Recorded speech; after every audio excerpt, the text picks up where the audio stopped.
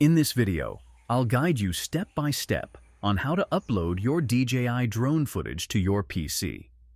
If you found this tutorial helpful, don't forget to hit the like button and subscribe for more handy tips and tricks. Uploading DJI drone footage to a PC allows for easier editing, storage, and backup of high-quality footage.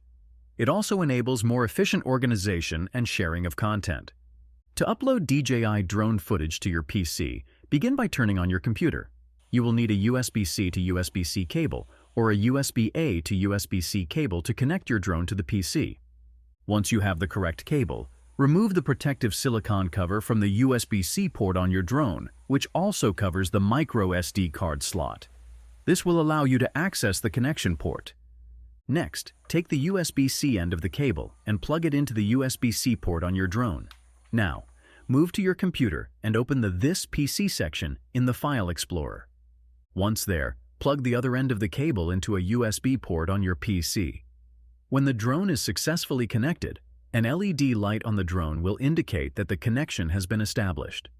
After the connection is made, your drone's storage should appear as Internal Storage, D, in the File Explorer window. Click on the D drive to open it.